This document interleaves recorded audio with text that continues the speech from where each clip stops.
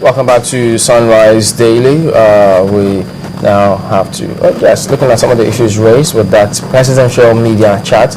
Well, joined this morning by Mr. Rotimi Fashakin, who is the Publicity Secretary of APC in Ondo State. Thank you for coming on this morning. Good morning, and thanks for having me. Well, we kind of just start off with this unfortunate security challenge we've got on our hands now. Incidentally, he also spoke about, the insurgency, the fight against insurgency, and some of what they've done. But looking at all of this, I mean, is there anything that stands out for you in terms of what you think that we should be exploring that we possibly may not have to end or reduce to the barest minimum this will have on our hands?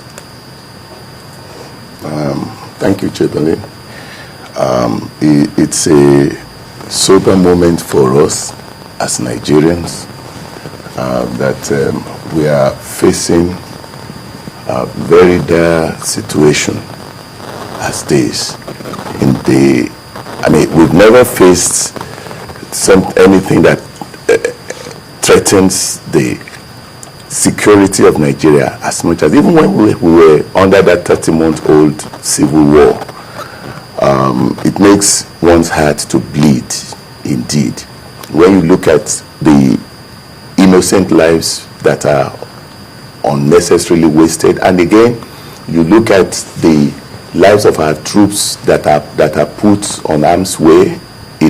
Already, remember, these are some families, husbands, fathers, and we have some of our women too in the military. So you need to understand clearly that this is very very unfortunate indeed. But now when you look at the whole of this, it calls for the entire management of our security to be looked at in a very holistic manner.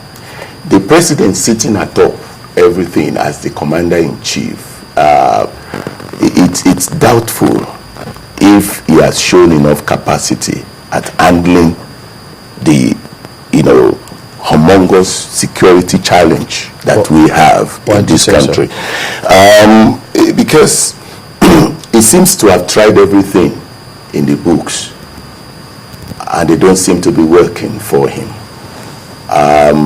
The truth of the matter is that just like Albert Einstein said, that the solution to a problem cannot be gotten at the level of the issues that brought about that problem in the first place.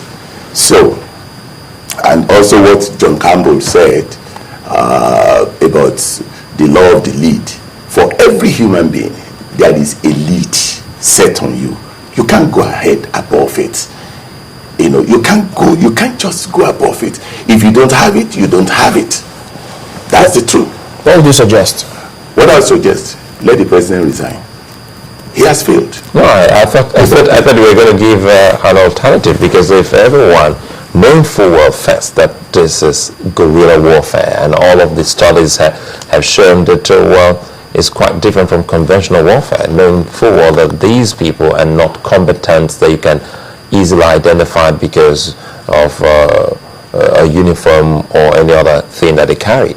So if you have an alternative, especially from an opposition party, you should be able to actually bring it to the table. If you were in charge, if your party were to be in charge, what do you think you would have sold to your party in fighting this menace? Thank you very much. Because I don't think you'll be telling your president to resign in the face of a guerrilla warfare. Thank you very much, Sulaiman. One key thing that we must not lose sight of is the fact that for a war like this, intelligence and intelligence gathering is key to winning the war. When you have the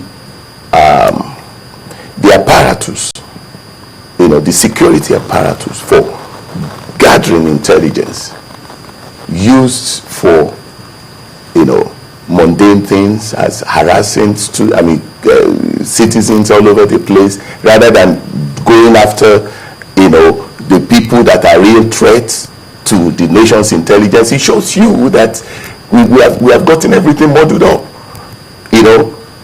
Sorry, SSS is supposed to be at the forefront of gathering. Look, before... Are they not? If they are, we shouldn't be where we are. Let me tell you something. Listen to me. And if they're not, don't you think that it would have been worse? If it would have been worse, which worse state can we be in as a nation? That none of us is ever sure of what is coming next. But you still haven't actually given me an alternative. If you were to advise away from asking, for instance, we have a PDP president there and not asking your president to resign, what would you sound to your president if they were in this situation? The thing is that let's play less of politics with this security issue, because this is something that hits all of us, I mean, that my heart bleeds as a person. You look at, the other day, in front of television cameras, the governor of Borno State emerged out of the State House and had an exclusive interview with the State House correspondents, and he bared his mind about the state of things. Not because the gentleman, His Excellency is an APC governor or something, but the fact that he had the courage to tell it all, to tell the truth to powers. That look, the truth of the matter is that from what he's seeing, for God's sake, this is the man on ground. This is the man that is very close. You can say at the theater of war. And he said that from his reading of the situation, that it doesn't seem that our security forces have the kind of weaponry, the kind of ability to be able to match these people. Sure. What he's saying in essence is that we need to step up. But what happened? The coterie of staff, the spin doctors in Asoro attacked him. Is this special attack on the man the real problem, or what is supposed to be? Should he resign too?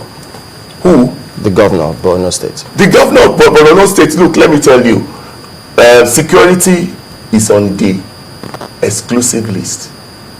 For us, it's strictly the problem of the federal government. The federal government is supposed to provide security for us. If they make it concurrent. Why is it the chief security officer of the state? That is the absurdity in our Nigerian situation that we must really address with what we call true federalism. It's absurd when you say a governor is the chief security of a state and he doesn't have control over the police commissioner, for instance, just like you saw what happened in that we saw about the Rivers governor and Joseph Mbu, the SY commissioner of police. So what is he still doing in office if he too can't handle it? The truth of the matter is that, look, he came to confer with the president about profiling solution. We're also asking, yes. Maybe just as if you suggested previously, should he resign? Look, this is not synonymous with this case. Look, the security of this nation falls squarely on the laps of Mr. President, and if he's not able to do it, just like Neville Chamberlain, not your Chamberlain, in Great Britain at that time, the Prime Minister of Great Britain in 1940 resigned when he found out that he didn't have the wherewithal to solve Britain's problems during the Second World War. He resigned his position.